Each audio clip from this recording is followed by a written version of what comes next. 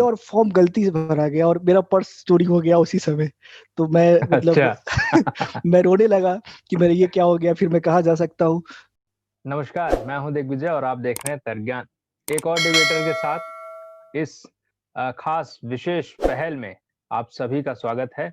आज हम जिस डिबेटर से बात करेंगे, जो लोग पिछले 5, 6, 7, 8 सालों से मैं कहूँ 7 सालों से अगर डिबेटिंग में सक्रिय हैं, दिल्ली विश्वविद्यालय में हैं, तो उस व्यक्ति का नाम ज़रूर जानते होंगे। जानते नहीं होंगे तो सुना अवश्य होगा, क्योंकि आज हम सिर्फ एक डिबेटर से ही और उसका अनुभव नहीं सुनने जा रहे हैं, बल्कि हम कहें कि राजनीति में सक्रिय रूप से अपनी भूमिका निभाने वाले एक ऐसे व्यक्तित्व से मिल रहे हैं, जिन्होंने राजनीति दिल्ली विश्वविद्यालय की जो छात्र राजनीति है, उसमें एक अहम भूमिका निभाई है।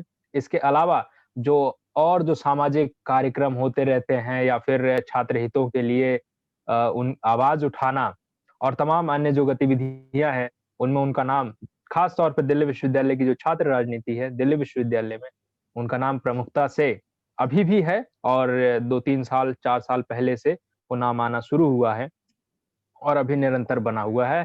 तो आज हम मिलेंगे राजा चौधरी जी से।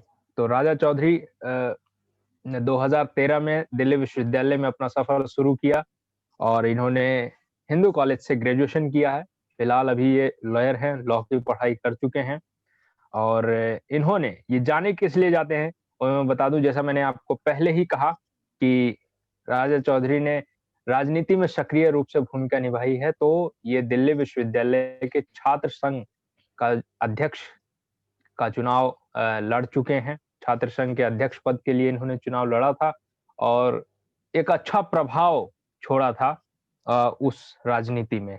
और इसके अलावा ये एक और चीज़ के लिए जाने जा रहे हैं, जो इनकी एक प्रसिद्ध किताब है अयोध्या, अमेजिंग बुक है अयोध्या, और वो पढ़ी है। आप उस सभी लोग उसको पढ़िए।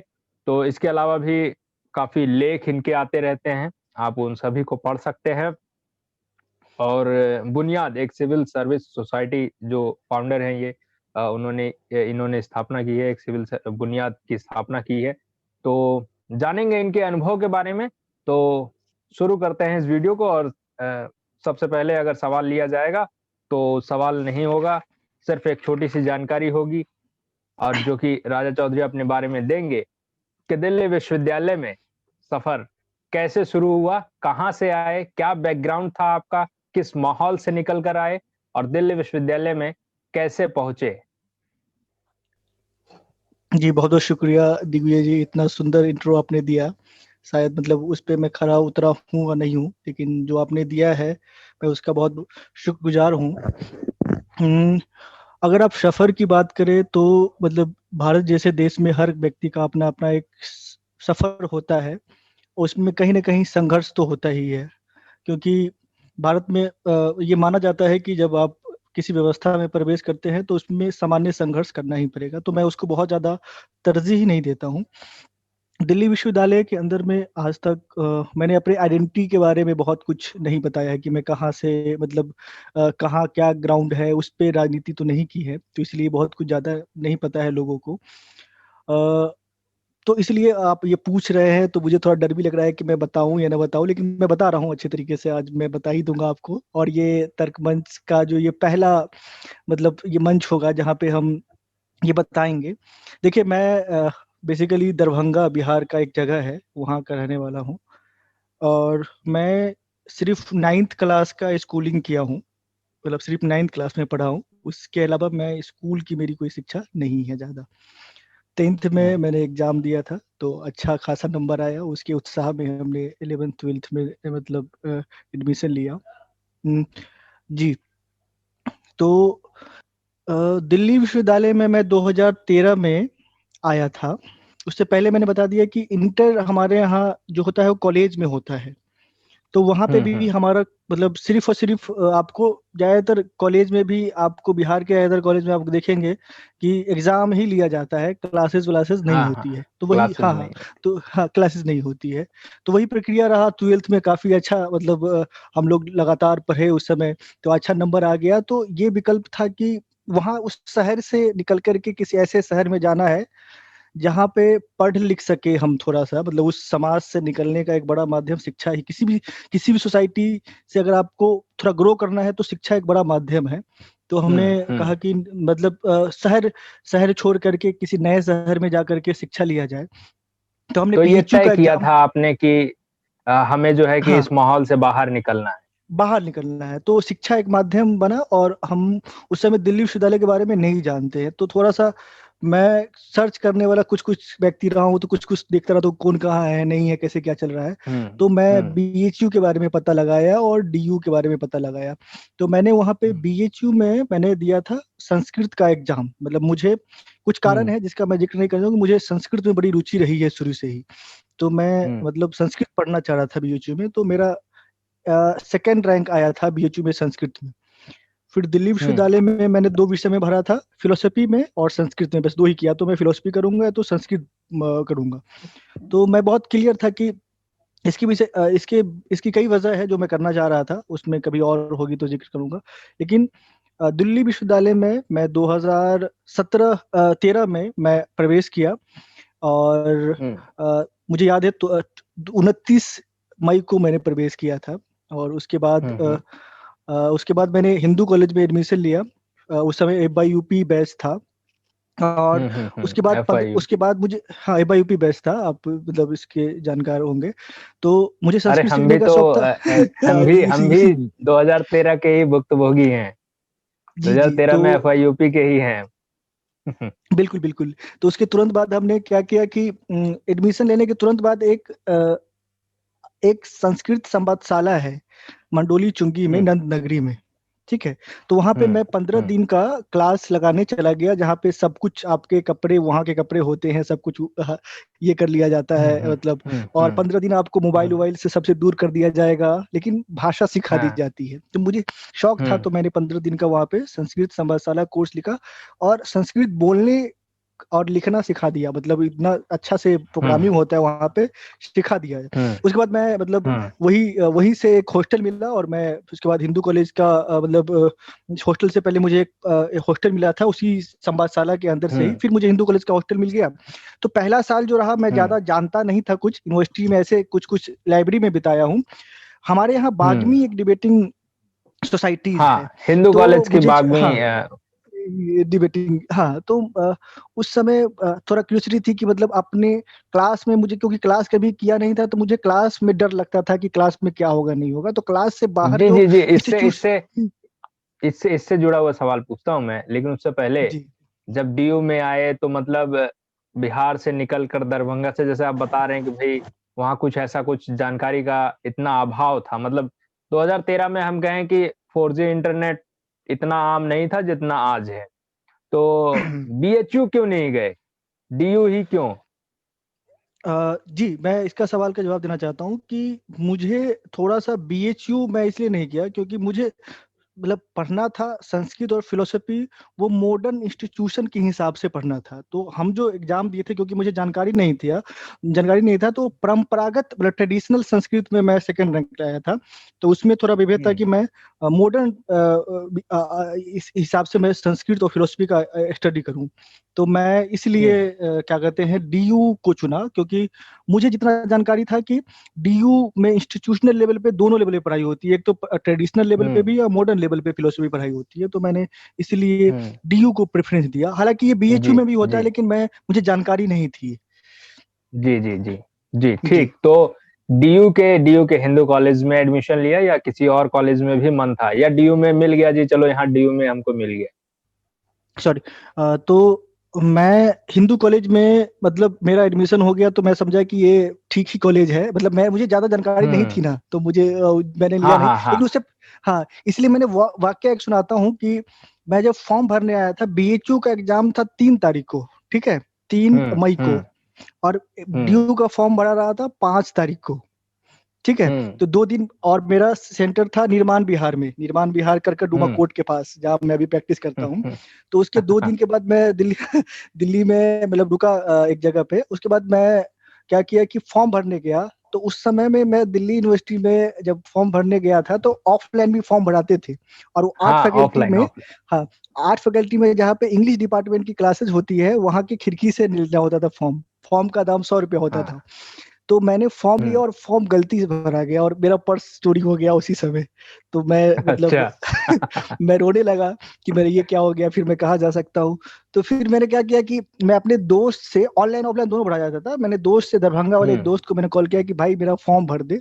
तो मेरा वो ऑनलाइन फॉर्म दरभंगा से भराया है। दिल्ली में जब मैं 5 तारीख को आया था, तो मेरा फॉर्म नहीं भरा है। तो मैं थोड़ा निराश हो गया था दिल्ली से कि यार पर्स चोरी हो गया, ये हो गया वैसे। तो फिर मैं अपने शहर में जब लौटा, उसके बाद फिर जब मेरा नाम मतलब फर्स्ट कटअप लिस्ट में आ गया, तब मैं मतलब कहा कि नहीं, निराश से, किसी शहर से निराश नहीं हो जाता है, शहर कुछ ना कुछ देता ही है। तो मैं लौटा फिर से, और 29 जून की बात है, मैं दिल्ली तब से हूँ। और दिल्ली मतलब उसके बाद से हिंदू कॉलेज मतलब डिबेटिंग सोसाइटी में मतलब मैंने ज्वाइन किया। मेरा विषय उस समय हाँ, था कि, ठीक ठीक। जी जी जी तो जी हाँ, तो इस तरीके से पर्स चोरी हुआ, लेकिन फिर भी संघर्ष जारी रहा और एडमिशन मिल गया। खैर, जी जी जी जी तो डिबेटिंग सोसाइटी में कैसे आना हुआ? एडमिशन तो मिल गया, लेकिन डिबेटिंग सोसाइटी का ऑडिशन, क्योंकि जहां से आप आ रहे हैं वहां हम्म, स्कूल में क्योंकि क्लास ही जी नहीं हो रही है, तो कोकुलर एक्टिविटीज, वाद विवाद प्रतियोगिता, काव्य मंच, कविता, भाषण प्रतियोगिता, इन सब जगहों, इन सब चीजों का अभाव रहा होगा। तो डिबेटिंग हम्म, सोसाइटी वाग्मी में, जो कि बड़ी हम्म, प्रसिद्ध है हिंदू कॉलेज के हम्म, दिल्ली विश्वविद्यालय में, तो उसमें हम्म। कैसे प्रवेश मिला? हाँ, तो देखिए, मैं पहले ही बताया कि मैं क्लास में कभी गया नहीं उतना, तो थोड़ा डर तो लगता ही था। तो डर लगने के कारण से मैं ऐसे इंस्टीट्यूशन और ऐसे लोगों की तलाश में रहता था कि जो वहां से सीख सके, क्लास के बाहर सीख सके। तो दिल्ली विश्वविद्यालय हम्म की बहुत बड़ी खासियत है कि क्लास में कुछ सिखाए ना सिखाए, क्लास के बाहर बहुत सिखाती है। और हम्म जो कि बाद में मुझे पता चला कि सबसे बड़ा सिखाने की जगह डिबेटिंग वाली जो स्पेस है वो सिखाती है। तो मेरे दिमाग में ये था, तो मैंने पता लगाया कि बाग में एक इंस्टीट्यूशन है जो वाद विवाद प्रतियोगिता करवाती है। तो विषय था मतलब मैंने देखा विषय थोड़ा अट्रैक्टिव था कि गांव जो है, गांव व्यक्ति के निर्माण में सहायक है। ठीक है। और मैं मुझे इसको इसके पक्ष में बोलना था, मैंने इसको पक्ष में चुना। तो मैंने कहा कि गांव का विषय है, तो मैं गांव से हूँ, तो मैं अच्छा से बोल ही सकता हूँ ना जी। तो मुझे हाँ लगा हाँ कि हाँ हाँ हाँ। मैं बोल सकता हूँ। तो मुझे याद है कि आप जानते हैं कि बिहार से आने वाले लोगों की भाषा उतनी सुंदर नहीं होती है। हम लोग हिंदी भी नहीं बोलते हैं वहाँ पे, मैथिली भी नहीं बोलते हैं, ठेठी बोलते हैं, टूटी फूटी भाषा में बात करते हैं। हाँ हाँ। तो फिर लेकिन भाषा, लेकिन मुझे कॉन्फिडेंस थोड़ा और मतलब कहे कि आपको निकलना है, आपको सीखना है, ये तमाम सारी चीजें हैं। तो हमने ये किया कि हम्म हम कहे कि ऑडिशन देंगे। तो ऑडिशन देंगे, तो हमारे अभिरंजन सर थे ऑडिशंस हम्म में। और मैं गया और मैं पक्ष में तैयार किया कि गांव कैसे सहायक है। तो मैंने बोला कि एक रिक्शा वाला अगर शहर में मर जाता है, मैंने पहला लॉजिक यही दिया, तो उसको उठाने वाला कोई व्यक्ति नहीं होता है। लेकिन गांव में मरेगा, चाहे वो जाति के कारण से हो चाहे किसी और के कारण से, 50 लोग इकट्ठा हो जाएंगे।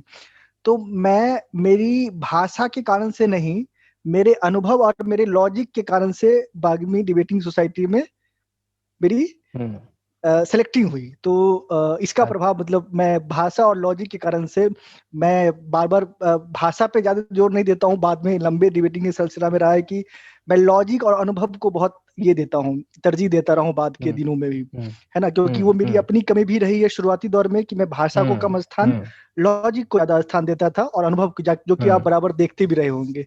जी हम्म हम्म। जी तो दिक्कत कैसी सामना करना पड़ा ये तो आपने बता दिया, लेकिन डीयू में प्रवेश मिल गया, फिर जैसा सीखने का मौका निश्चित तौर पर डिबेटिंग सोसाइटी में ज्यादा मिलता है। और क्योंकि उसमें जी हम विभिन्न विषयों पर, अपने जो क्लासरूम होता है उसमें तो हम केवल एक विषय पढ़ रहे होते हैं, लेकिन जब हम्म, डिबेटिंग में आता है तो उसमें लगभग हर विषय पर हम चर्चा करते हैं, और चर्चा से जो हम्म, है संवाद और से ज्ञानवर्धन होता है निश्चित तौर पर। तो डीयू में अपने कॉलेज से बाहर, सोसाइटी से बाहर पहली डिबेट करने का मौका कैसा, कैसे मिला? और उसका अनुभव क्या रहा? जी, मैंने बताया कि मैं अभी एक बार पहले से क्लियर करके देता हूँ कि डीयू में मैं क्लास से और ए भी नहीं सीखा हूँ। मतलब मैंने पहले ही मैं क्लास कभी 0 के बराबर गया भी हूँ और मुझे पसंद नहीं आए टीचर उतने। कुछ-कुछ टीचर जिनको मैं बहुत पसंद करता हूँ, लेकिन जैसे मतलब उनकी क्लास भर ही जाया करता था कुछ सीखने के लिए। लेकिन मैं अगर एवरेज निकालूँ पिछले 7 साल का, तो मुझे ऐसा लगता है कि मैंने क्लास से बहुत 0 सीखा है।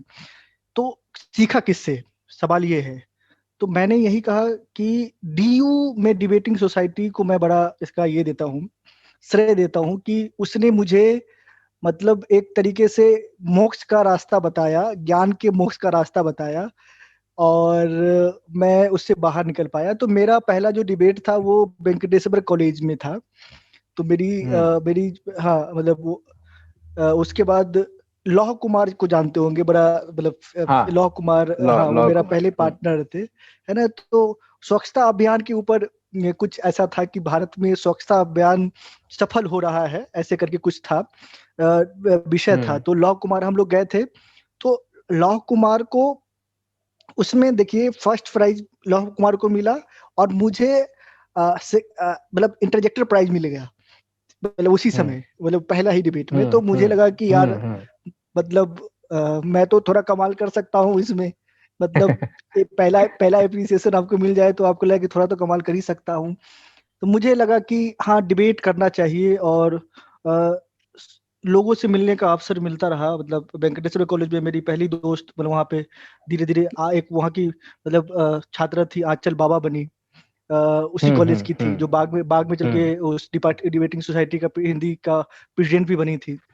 फिर हम्म मैं हाँ, फिर मैं मतलब उसके बाद तमाम सारे चीजें, मतलब कई जगह पे, दूसरी जगह पे मैं मोतीलाल नेहरू कॉलेज में गया था। तो ये सब चीजें हम्म 2-3 डिबेट पहला साल में किया, लेकिन मैं उस समय हम्म लाइब्रेरी में ज़्यादा समय बिताया करता था। मतलब पहला साल हम्म में मेरा मैक्सिमम टाइम लाइब्रेरी में बीता है।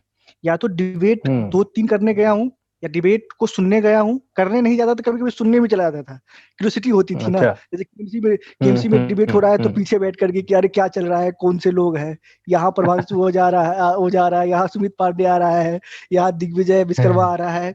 तो ये सब चीजें चलती थी। ये सब चीजें चलती थी, तो मैं कहा कि चलो जाके सीखते हैं ये लोग कौन लोग हैं, नहीं है। तो ये शुरुआती दौर की अपनी हम्म एक मुशक्कत होती है जो नए इंस्टीट्यूशन में आप प्रवेश हम्म करते हैं। हम्म हाँ, तो ये इट्स अ गुड थिंग कि हम मतलब इसको कैरी ऑन करते रहे जी। तो ये जो डिबेटिंग सोसाइटी में जब उसके बाद जो डिबेट करने गए, तो उसमें खैर पहले ही डिबेट में आपको जो है कि एक तरीके से प्रोत्साहन मिल गया कि हाँ, हम कुछ कर जी। सकते हैं। लेकिन हम्म मतलब क्योंकि ऐसी एक्टिविटी में आपने कभी पहले भाग नहीं लिया था, हम्म तो वहाँ जाते समय या फिर हम क्या बोलेंगे, कैसे करेंगे, इसके बारे में कुछ मन में चल रहा था, कुछ द्वंद था कि हाँ, ये ऐसे हो सकता है, ऐसे हो सकता है? देखिए, एक फोटो वायरल हुआ था कुछ दिन पहले, जिसमें एक लड़का माइक के मकई के पेड़ को सामने रख करके और उसको माइक बना हाँ, करके बोल रहा था। आप देखे होंगे, सोशल मीडिया पे हाँ, बहुत वायरल हाँ। हुआ है फोटो। हुँ, हुँ, तो ये जो दूरी है कि एक बच्चा को मंच नहीं मिल रहा है, एक स्टूडेंट जो है जिसको मंच हुँ, नहीं मिल रहा है, लेकिन कहीं न कहीं उसको पता है कि बोलने से ही उसको मुक्ति मिलेगी।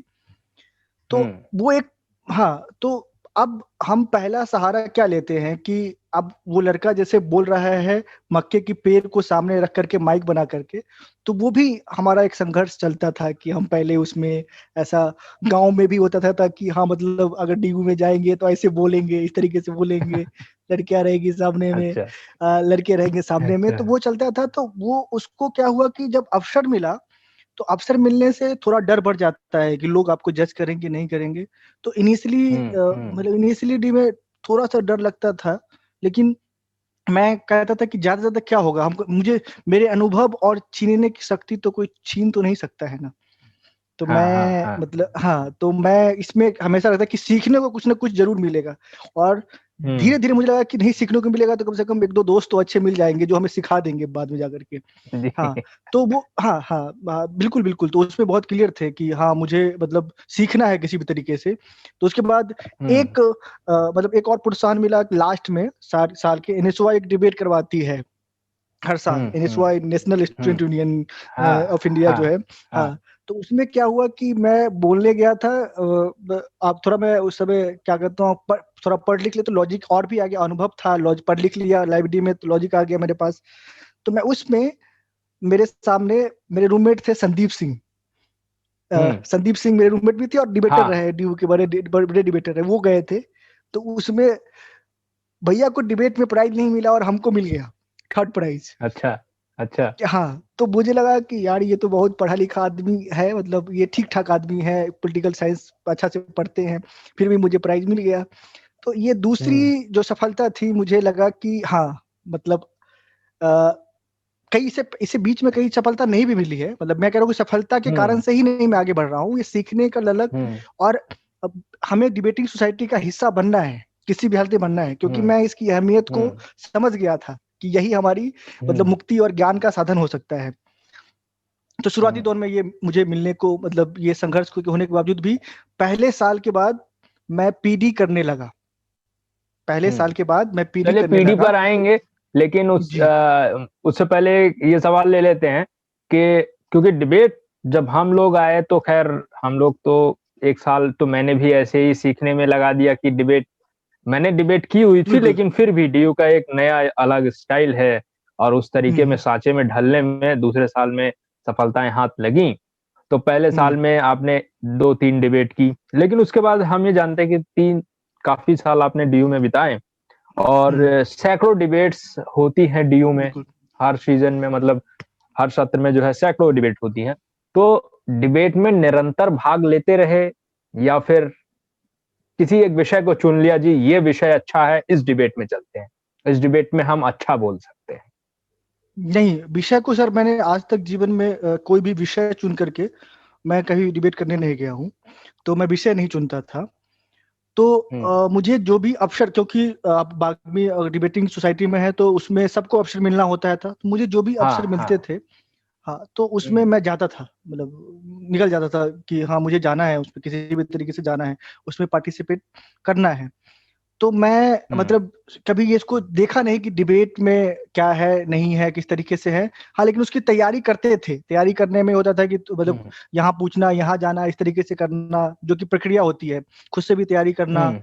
और सामने वाले हम्म। मतलब जो दोस्त होते हैं, जो आपके पार्टनर होते हैं, उसके साथ भी हम्म। मतलब तालमेल बैठाना, क्योंकि हमारे उसमें हम्म। गैप होता था ना, थोड़ा सा गैप तो होता ही था। तो मतलब उसके साथ और ज्यादा तैयारी करना होता था।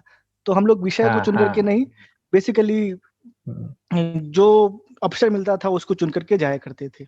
अच्छा, तो क्योंकि मतलब खैर हमारे लिए और मेरे जैसे और भी बहुत सारे डिबेटर हैं जिनके लिए भाई डिबेट में जो पुरस्कार मिल रहा है, जो धनराशि मिल रही है, वो हम लोगों का खर्चा, जेब खर्च चलाने में बहुत अहम भूमिका निभाती थी। तो हम्म। मुझे उम्मीद है कि आपके भी जेब खर्च का खर्चा इससे थोड़ा बहुत चलता होगा। तो क्या कभी ऐसा हुआ कि हाँ जी यहाँ प्राइज मनी अच्छा है, चलिए यहाँ चलते हैं, अगर यहाँ पैसा मिल गया तो एक आध महीने का खर्चा हमारा निकल जाएगा? देखिए, मैं मतलब ज्ञान जब कम होता था ना, तो उस ज्ञान की आपूर्ति जो कम होती थी दिमाग में, तो उसको हमेशा हम्म। स्थान देते थे। लेकिन आर्थिक समस्या अपने आप में एक समस्या तो है ही, हर व्यक्ति के, छात्र जीवन के व्यक्ति के जीवन में है ही। डिबेट कभी ना हाँ। कभी ऐसा लगता था कि मतलब ये प्राइवेट जीत जाएंगे तो यार इस महीने का मतलब अच्छा से खाना पीना या कुछ भी बाहर का पॉकेट खर्चा हाँ। निकल सकता है। तो निकल ये तो होता जाएगा। ही है, मतलब बिल्कुल अर्थ अर्थ को ज्ञान से अलग नहीं कर सकते और ज्ञान को अर्थ से अलग नहीं कर सकते, ये दोनों प्रक्रिया साथ में हाँ। ही चलती रहती है। जी। हम्म। चलिए, तो अब अनुभव की बात करते हैं कि डीयू जी। में कभी ऐसा रहा सीडी और पीडी में कि खैर आपने पीडी करना एक साल बाद ही शुरू किया और खैर मैंने भी एक साल बाद ही करना शुरू किया जी। था, क्योंकि उसके अंदर जाने के लिए थोड़ा अनुभव चाहिए होता है और उसको बिल्कुल। समझना पड़ता है, तो ये किया। लेकिन कोई ऐसा सीडी का जो डिबेट रहा हो या पीडी का कोई ऐसा डिबेट रहा हो जहां लगा हो कि बिल्कुल नाइंसाफी हुई है? खैर मैं ये मानता हूं कि आप भाई सीखने वाले व्यक्ति हैं, तो हर एक असफलता के बाद सीखेंगे ही। वो तो जाहिर सी बात है, कुछ बिल्कुल। ना बिल्कुल। कुछ असफलताएं सिखाती ही हैं।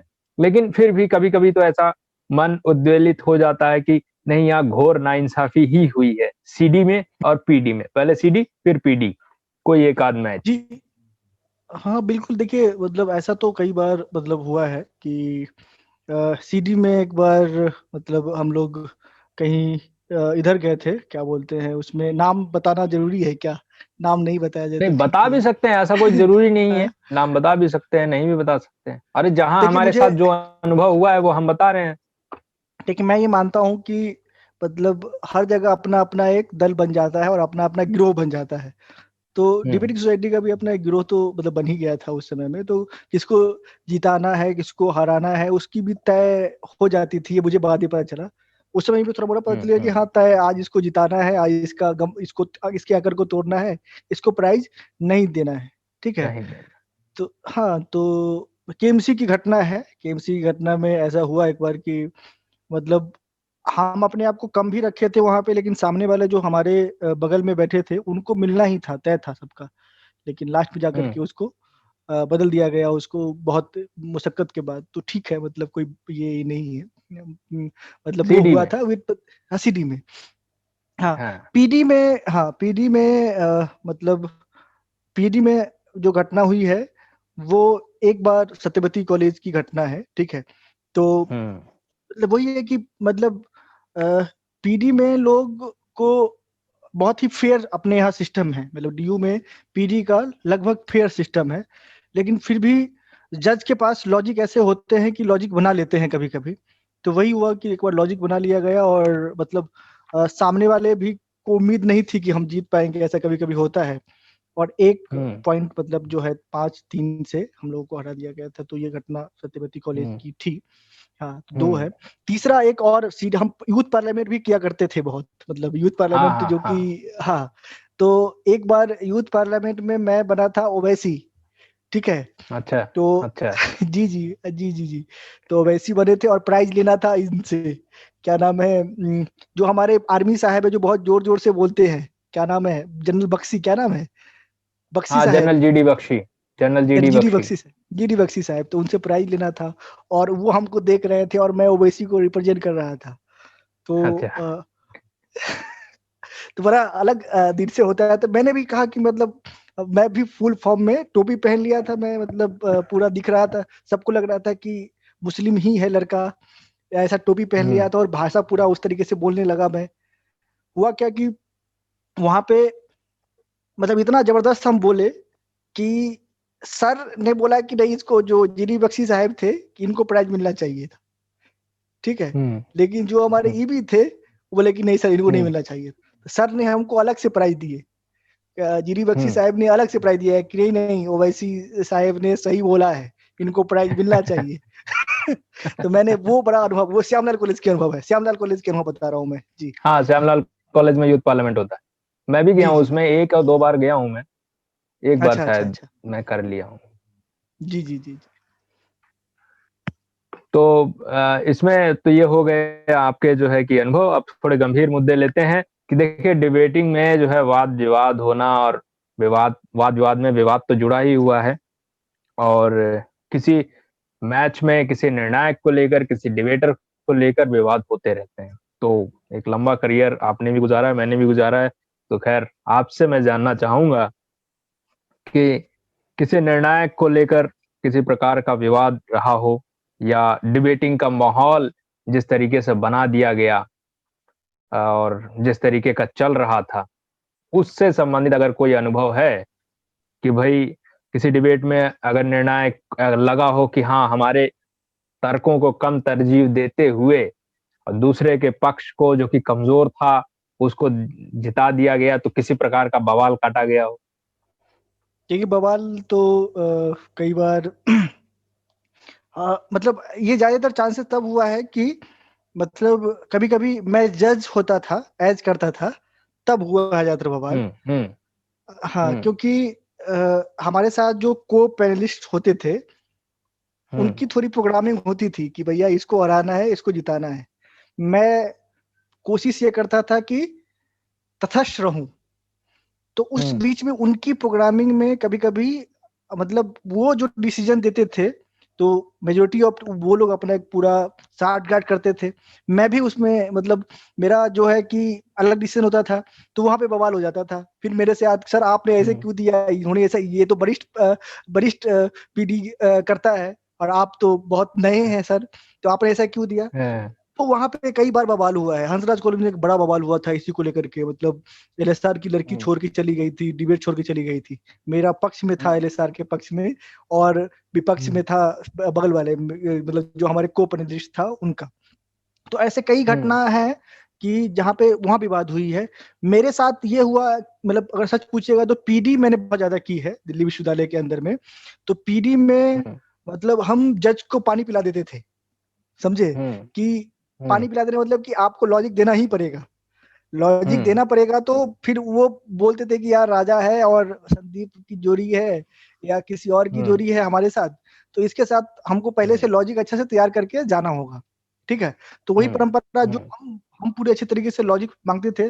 तो मैं ज्यादातर दिल्ली विश्वविद्यालय में एज पीडी का बहुत ज्यादा किया हूँ, मतलब हिंदू कॉलेज से लेकर केएमसी, और आपके कॉलेज में तो मेरा बराबर आना जाता रहा है, मतलब शिवाजी कॉलेज से। तो मतलब मैं कहूँ कि अगर मतलब मुझे बहुत डिबेटिंग सोसाइटी में कहीं से बहुत ज्यादा सम्मान मिला है तो वो शिवाजी कॉलेज से मिला है ना। सम्मान के साथ साथ वोट भी और सपोर्टर भी चुनाव में जो मिला है वो शिवाजी कॉलेज से मिला हुआ है। तो ये सब डिबेटिंग सोसाइटी का ही कारण है, प्रभाव है जी। चलिए, तो आपका एक लंबा अनुभव है, तो एक रैपिड फायर राउंड करेंगे, लेकिन उससे पहले हम ये चाहेंगे कि आपके हाँ, मैं एक चीज और बता देना चाहता हूँ कि मतलब हाँ, जो हाँ, बहुत महत्वपूर्ण चीज है कि देखिए, मैं 2017 में चुनाव लड़ा दिल्ली विश्वविद्यालय का। इससे पहले मैं हिंदू कॉलेज का स्टूडेंट रहा हूँ और वहाँ के पार्लियामेंट में बहुत एक्टिव रहा हूँ। हिंदू कॉलेज में पार्लियामेंट्री इलेक्शन होता है। तो मेरी जीवन में मतलब आप समझिए कि मैं पीछे बैकग्राउंड बताया हूँ, लेकिन एक वाइटल मतलब आगे जाके मैं ड्यू का इलेक्शन लड़ता हूँ जो देश भर में जाना जाता है। मतलब मेरे चुनाव लड़ने को देश भर की मीडिया ने छापा उसको, जिस तरीके से हम लोग चुनाव लड़े। और तो इसका एक बड़ा जो कल्चरल बैकअप कि 2017 में जब मैं चुनाव लड़ रहा था तो मेरे दिमाग में एक ही चीज था कि जो हम 3 साल तक डीयू में मेहनत किए हैं और डिबेटिंग सोसाइटी में एक्टिव हुए हैं, उस वो लोग हमारे साथ आएंगे क्योंकि लॉजिक को मानते हैं तो हमारी बात को मानेंगे। तो हुआ क्या, जब 2017 में जब फैसला लिया तो मतलब ढेरों की संख्या में दिल्ली विश्वविद्यालय की जो जितने भी डिबेटिंग सर्कल्स है सबने हमारा सपोर्ट करना चालू किया। तो वो जो कॉन्फिडेंस है ना कि हमको चुनाव लड़ना है और हमारे पास पहला सांगठनिक शक्ति कौन है, वो हमें डिबेटिंग सोसाइटी से मिला हुआ है। और इस बात को यहाँ के क्या कहते हैं अन्य संगठन भी रिकॉग्नाइज करने लगा बाद में कि भाई इसके पास पीछे में कौन सी शक्ति काम करता है। तो हम लोग मतलब इसको ही ज्यादातर डिबेटिंग सोसाइटी को बहुत रिकॉग्नाइज करते हैं। और मैं इसका शुक्रगुजार हूँ कि जब मैं चुनाव लड़ा तो तमाम सारे विचारधाराओं को छोड़ करके लोग लॉजिक पे आए, इंडिपेंडेंसी थॉट पे आए। और हम लोग उस समय अच्छे तरीके से उसमें डिबेटिंग सोसाइटी और डिबेटिंग में टीम जितने भी डिबेटिंग का डिबेटर है सबने सहयोग किया था। मुझे बहुत अच्छा लगा था उस वक्त पे। और ये डिबेटिंग टीम का डिबेट का ही परिणाम था कि कैसे एक व्यक्ति एक्सपीरियंस गेन करता है, डिबेट करता है, फिर उसको ऑर्गेनाइज करता है, फिर वो उसको फिर समाज और विश्वविद्यालय के चेंज में कुछ निभाता है। तो वो एक प्रक्रिया थी जो कि हमने कॉलेज के बाहर क्लास के बाहर जो हमने स्टार्ट की थी, वहां से हम मतलब उसको रिकॉग्नाइज करते हुए हम बहुत ही उसको अप्रिशिएट करते हैं डिबेटिंग सर्कल को हमेशा। नहीं, ये निश्चित तौर पर हम कहेंगे कि सराहनीय है, क्योंकि हम ये जानते हैं कि राजनीति में अगर कोई आपका गॉड फादर ना हो या आपका एक स्ट्रांग बैकग्राउंड ना हो, तो आपके लिए जो रास्ते होते हैं वो बहुत मुश्किल होते हैं। चाहे बिल्कुल आप बिल्कुल बिल्कुल किसी भी दल, विचारधारा या मत से संबंध रखते हो, लेकिन राजनीति बिल्कुल में गॉडफादर का होना बहुत अहम भूमिका निभाता है। लेकिन आपका कोई जी गॉडफादर नहीं था। आपने अकेले दम पर जो है अपनी प्रतिभा, अपने संघर्ष के बलबूते जो भूमिका दिल्ली विश्वविद्यालय की छात्र राजनीति में निभाई है, निश्चित तौर पर वो जो है एक सराहनीय, और मैं कहूंगा कि आने वाले अगर कोई ऐसा व्यक्ति फिर से ऐसा संघर्ष करना चाहता है तो आपका एक मिसाल बिल्कुल होगा। खैर, बिल्कुल शुक्रिया।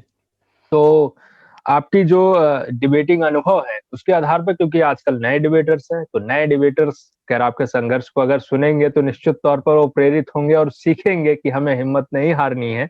लेकिन बिल्कुल फिर भी अपने अनुभव के आधार पर कुछ थोड़ा सा सुझाव दें नए डिबेटर्स के लिए।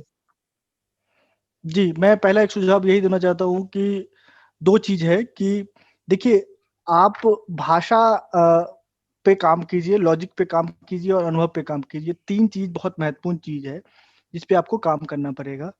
तीसरा दूसरा मतलब कि हमेशा से डिबेटिंग सर्कल में थोड़ा-सा एंट्री करने का मतलब स्लो रखिए अपने आप को कि हाँ, मतलब हमको यहाँ से सीखना है धीरे-धीरे कैसे ऑब्जर्विंग पावर होना चाहिए, इसमें स्लो होना बहुत ज़रूरी है। और तीसरा कि आपने जितने भी आस-पास का जो सीनियर है, चाहे जिस तरीके से हो, मतलब जो बुजुर्गों का अनुभव बड़ा काम आता है, तो उससे कुछ-कुछ मतलब मिलते-जुलते रहिए, वो आपको बहुत कुछ देंगे। और मुझे लगता है कि डिबेटिंग के जो सीनियर है, वो अपने जूनियर से बहुत प्यार करते हैं। तो कभी-कभी हम लोग को भी फ़ोन कर लिया कीजिए, दिग्विजय जी को फ़ोन कर लिया कीजिए, सुमित जी को फ़ोन कर लिया कीजिए, तो ये अच्छा रहेगा। मतलब ये ज़रूरी होता है, फिर हम लोग भी कुछ दे सकते हैं, तो आपको देंगे। जी। जी, चलिए तो अब रैपिड फायर राउंड की तरफ चलते हैं। छोटे-छोटे सवाल होंगे, छोटे-छोटे जवाब होंगे। तो सबसे ठीक है। पहला जो सभी से पूछा जा रहा है कि बेस्ट डिबेट हुँ। आपकी कौन-सी रही और किस कॉलेज में रही? बेस्ट डिबेट शिवाजी कॉलेज में रही और पीडी का रही और क्या कहते हैं, वो सेमीफाइनल का था। अच्छा, ठीक है। जी। तो चलिए तो ये तो बेस्ट और सबसे खराब अनुभव कहाँ रहा? सबसे खराब जो अनुभव रहा है, वो बता दिया आपको पहले ही, सत्यवती कॉलेज में रहा है। अच्छा, ठीक है। जी। तो सबसे बेस्ट पार्टनर आपका कौन रहा है डिबेट में? संदीप सिंह। संदीप सिंह, ठीक है। संदीप तो सिंह सभी को अभी हाँ, पीएचडी कर रहे हैं जेएनयू से। पीएचडी कर रहे हैं वो संदीप सिंह मेरे अच्छे रूममेट, डिबेटर हैं। हाँ, हिंदू कॉलेज के हॉस्टल में भी रहे हैं और मेरे रूममेट भी थे। हर तरीके हुँ, का हुँ। मतलब हम लोग मतलब साथ में शेयर करते थे, तो मतलब हम लोग अच्छा कॉम्बिनेशन बना लेते थे। जी। चलिए, तो ये तो आपके कॉलेज के एक बेस्ट पार्टनर हैं आपकी डिबेट में, लेकिन अपने कॉलेज से बाहर कोई और जो जिसके साथ आपकी जोड़ी अच्छी जमती हो डिबेट में? नहीं, बाहर मैंने बहुत ज़्यादा एक्सप्लोर नहीं किया, सच पूछिएगा तो। हम लोग के बागमी में हुँ, ज़्यादातर कोशिश मतलब टीम मिल जाते थे। लेकिन मतलब हमेशा जो व्यक्ति इंस्पायर करता रहा है बाहर, वो दिग्विजय विश्वकर्मा है, जो मतलब हमेशा कि मतलब हम उनसे बहुत सीखते रहे हैं। जी। जी, जी। तो अच्छा, तो अगर आपको अभी मौका मिले डिबेट में डिबेट करने का, तो आप फिर से डिबेट करेंगे? बिल्कुल करेंगे। खैर आप तो लॉयर हो ही गए, तो डिबेट से तो ज़िंदगी भर का नाता ही जुड़ गया है। बिल्कुल। अच्छा तो अगर आपने खैर डीयू में जो चुनाव लड़ा उसके लिए आपका जो घोषणा पत्र था वो एक अलग बात है, लेकिन डीयू के डिबेटिंग सर्किट में कोई एक बदलाव करने का मौका मिले, तो क्या बदलाव करेंगे? डीयू की जितने भी डिबेटर्स हैं, उसको मैं साल में 2 बार मतलब 1 बार प्रति भोज जो है मतलब वाद-विवाद हाँ, भोज का आयोजन किया जाए, जिसमें सभी लोग मिला जाए और वहाँ पे हाँ, मतलब एक अच्छा-सा डिबेट रखा जाए अच्छे तरीके से, साल में 2 बार कम से कम। हुँ, विश्वविद्यालय भर के जितने भी मेंबर्स हैं डिबेट का, वो करें हुँ, इसको, तो मुझे बड़ा अच्छा लगेगा उसमें करने का और हम लोग मतलब इस तरह की चीज़ों को प्लानिंग कर सकते हैं। हुँ। अच्छा, जी। तो अगर आपसे पूछा जाए आपके समय के, खैर हमारे ही समय के टॉप 5 डिबेटर के अगर नाम बताने हों, टॉप 5 डिबेटर के नाम बताने हमको है वो। हाँ, जो अ, आपके मन से लगे कि हाँ, ये टॉप 5 में आने चाहिए? टॉप 5 में आना चाहिए अनुप्रिया राणा, जी, दिग्विजय विश्वकर्मा, जी, खुशमीन कौर, जी। एक चित्रांजी श्रीवास्तव, चित्रांशी जी। अ, हुँ, हाँ, चित्रांशी श्रीवास्तव, और साहिल कैरो। अच्छा, ठीक, जी। ठीक। तो अगर ये पूछा जाए इस सवाल का जवाब दे भी सकते नहीं क्योंकि हम ये मानते हैं कि भई किसी पर व्यक्तिगत आक्षेप नहीं है, केवल एक सवाल है कि आपके समय का कोई एक हम कहें कि ऐसा डिबेटर जो अ, माहौल खराब करने और तमाम अनुशासनहीनता के लिए जाना जाता हो, कोई ऐसा डिबेटर रहा हो या नहीं? नहीं, हमारा ऐसा कोई अनुभव नहीं रहा है। लेकिन हमारा एक नॉटी दोस्त रहता था हमेशा, जो क्लास के बाहर मतलब किसी का मज़ा लेता था। मतलब अच्छा हाँ, इंसान है वो, मतलब वो डिबेट के अंदर में नहीं कुछ करता, लेकिन बाहर में सबका मखौल उड़ाता था। वो हमारा रविंद्र हुँ, भाई है। जी, लेकिन अच्छा, मतलब डिबेट के अंदर में हाँ, नहीं, बाहर में हम लोग सबका हम दोनों मिलके मतलब कि ये ऐसे बोला, वो इस तरीके से बोला, तो इस तरीके से कुछ हुँ। मखौल उड़ाते थे। जी। हुँ। अच्छा चलिए तो इस रैपिड फायर राउंड का लास्ट सवाल ये है कि हुँ।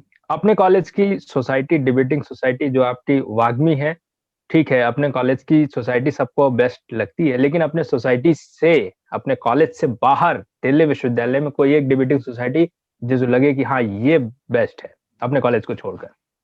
देखिए, मैं 2 एग्जांपल देता हूँ, एक भी नहीं काम चलेगा, क्योंकि मैं हमेशा ये देखता हूँ कि नॉर्थ वाले थोड़ा ज़्यादा एडवर्टाइज़ कर लेते हैं। तो मेरा ये मानना रहा है कि जो आउट ऑफ कैंपस के स्टूडेंट है और जो साउथ कैंपस के स्टूडेंट है, उनको मैं मुख्य धारा में कैसे रखा जाए, उनकी प्रतिभा को वो कैसे काम करा जाए, उसको देखना बहुत ज़रूरी होता है। तो दिल्ली विश्वविद्यालय में मतलब 2 है, एक तो शिवाजी कॉलेज की डिबेटिंग सोसाइटी और केएमसी, दोनों अपने छात्रों के ऊपर ठीक-ठाक अच्छा तरीके से काम करती है। तो मैं मतलब दोनों को मैंने देखा है कि उनके सीनियर बहुत ज़्यादा मेहनत करते हैं और अपने इसको सिखाते हैं। जी। मैं इसलिए मतलब बहुत उत्सुक था कि एक बात मुझे छूट गई कि मिरांडा हाउस में मेरा प्रेसिडेंशियल डिबेट था। प्रेसिडेंशियल डिबेट मतलब जो दिल्ली यूनिवर्सिटी में लेक्चर होता है, उसमें प्रेसिडेंशियल डिबेट होता है। तो मुझे गर्व था अपने आप को कि मैं एक तो डिबेटर हूँ और जाकर के ऐसा बोलूँगा कि लोग तो सुनेंगे ही ना। तो और मैंने उसके लिए कोई तैयारी नहीं की, आप समझ सकते हैं। तो मैं जब गया वहाँ पे, तो मेरे पास 8 मिनट बोलने का समय था। 8 मिनट में सामने लड़कियाँ बैठी है 400 और एक लड़का समझ सकते हैं कि मतलब उस बैकग्राउंड से है, फिर उसकी थोड़ा मोड़ा डिबेटिंग का स्किल है। लेकिन 8 मिनट के अंदर में जो मैं अपनी बातें रखी थी उसमें, और डीयू के तमाम सारे लगभग हम 1300 क्लास को एड्रेस किए थे। तो उस 8 मिनट के बातों से मुझे उस कॉलेज से 650 वोट मिले थे। मतलब समझ सकते हैं आप, और वो वीडियो बहुत वायरल हुआ था, मतलब 500 600 लोग उसको शेयर किए थे, आप देखे होंगे, आप भी उसको शेयर किए थे। गाँव अभी भी हमारे गाँव में उस वीडियो को मतलब सेव करके रखा गया है, हमारे पूरे एरिया में उस वीडियो को शेयर करके रखा गया है। तो देखिए, मतलब मैं इसलिए ये बता रहा हूँ क्योंकि मतलब हम इवॉल्वेशन की बात करते हैं कि डिबेटिंग में जो आप बोले कि हमसे जूनियर क्या सीख सकते हैं, वो ये सीख सकते हैं कि आपके पास भाषा भी नहीं हो, लॉजिक भी नहीं हो, अनुभव भी नहीं हो, कल्चरल बैकग्राउंड भी नहीं हो, स्कूलिंग भी नहीं हो, लेकिन फिर भी आप इतने बड़े इंस्टीट्यूशन में हस्तक्षेप कर सकते हैं और इस इंस्टीट्यूशन के लोगों का, इंस्टीट्यूशन का दिल जीत भी सकते हैं। तो इसके लिए आपको डिबेटिंग सोसाइटी का पार्ट बनना बहुत ज़रूरी है। आप नहीं सिलेक्टेड हुए, नहीं सिलेक्ट कर पाए, लेकिन जाके पीछे बैठ के देखें, कुछ ना कुछ आपको ज़रूर मिल जाएगा। जी, चलिए, दिग्विजय जी। तो सेशन को एंड करें उससे पहले पूछना चाहूंगा, तर्कज्ञान की जो ये विशेष पहल है कि विभिन्न अनुभवी डिबेटर्स को बुलाया जाए, उनसे बात की जाए, तो इसके बारे में आप क्या कहना चाहेंगे? देखिए, पहले तो नाम बहुत अच्छा है, तर्क और ज्ञान। तो नाम तो मतलब तर्क और ज्ञान जहाँ पे आ जाता है, और समाज को सबसे ज़्यादा ज़रूरत, भारत एक तर्कशील देश कहा जाता है और ज्ञानशील देश कहा जाता है, तो उस परंपरा को तर्क ज्ञान निभा रहा है। दूसरा, वाद विवाद प्रतियोगिता में मतलब उस तर्क और ज्ञान को एक आकार देना, उसको एक डिजिटलाइज़ करना, तर्क ज्ञान उसमें एक बड़ी भूमिका निभा रहा है। तीसरा कि मैं जितना समझता हूँ कि दिग्विजय जी किसी भी काम को बहुत ही ईमानदारी पूर्वक करते हैं हमेशा, और इसलिए मतलब मुझे उम्मीद है कि जिस फ़िलॉसफ़ी के साथ, जिस दर्शन के साथ तर्क ज्ञान को खोला गया है या चलाया जा रहा है, लोग डिबेटरों को एक मंच दिया जा रहा है, वो उसका मुकाम पूरा हासिल होगा। और मुझे लगता है कि हर व्यक्ति को जो डीयू में थोड़ी-सी वाद-विवाद प्रतियोगिता में अपने आप को हिस्सा मानते हैं, उसको सुनना चाहिए, और अनुभव अनुभव को साझा कराने का एक बड़ा मंच है तर्क ज्ञान। मैं जी, इतना जी। कहता हूँ। जी, चलिए, बहुत-बहुत धन्यवाद। तो ये आज हमारे साथ थे राजा चौधरी, तो इनके अनुभव एक, मैं कहूँ कि एक बड़ा ही बड़ा व्यक्तित्व हम कहें, या फिर हम कहें कि बहुत बड़ा अनुभव इनके पास है, ना केवल डिबेटिंग में बल्कि राजनीति में। उसके अलावा जो अन्य छात्र हितों की जो बात होती है, आवाज़ होती है, उसके लिए संघर्षरत रहते हैं। अगर आप दिल्ली विश्वविद्यालय में आपने पढ़ाई की है और पिछले कुछ समय से अगर आप दिल्ली विश्वविद्यालय में सक्रिय रहे हैं, तो एक जो अभियान था जिसके साथ, तो ख़ैर मैं इनके साथ चुनाव में भी सहयोगी था, लेकिन एक जो अभियान था 24/7 लाइब्रेरी का, उसमें भी जी, जो जी, जी। हस्ताक्षर अभियान चलाया था और उसके लिए एक बड़ा संघर्ष खुली किया था। खुली भी और वो खुली भी है वो लाइब्रेरी। 24/7 लाइब्रेरी खुली भी, सेंट्रल लाइब्रेरी दिल्ली की, तो वो हुँ। खुली भी। तो ऐसे तमाम चीज़ें हैं जो राजा चौधरी ने की, और इनकी किताब है अयोध्या, आप सभी लोग ज़रूर पढ़ें। और अंत में आप सभी से अनुरोध कि जितने डिबेटर्स हैं, उन सभी तक इस वीडियो को ज़रूर साझा करें, क्योंकि निश्चित तौर पर आप जब इस वीडियो को देखेंगे और पूरा अपने दोस्तों के साथ भी शेयर करेंगे तो आपको लगेगा कि हाँ, हमने एक ऐसे संघर्ष को सुना। आप सोचिए कि बिहार से आकर व्यक्ति ने किस तरीके से इतना बड़ा मुकाम हासिल किया और पहचान बनाई अपने बलबूते। तो निश्चित तौर पर ये एक प्रेरक कहानी है। आप लोग ज़रूर सुनें और अपने अन्य दोस्तों के साथ ज़रूर साझा करें। और यदि आपके मन में कोई प्रश्न है, किसी भी प्रकार की जिज्ञासा है, तो उसको कमेंट बॉक्स में ज़रूर लिखें। मैं और राजा चौधरी उस पर ज़रूर प्रतिक्रिया देंगे। बहुत-बहुत धन्यवाद। मिलेंगे किसी और वीडियो में बहुत ही जल्द किसी अन्य डिबेटर के साथ। धन्यवाद।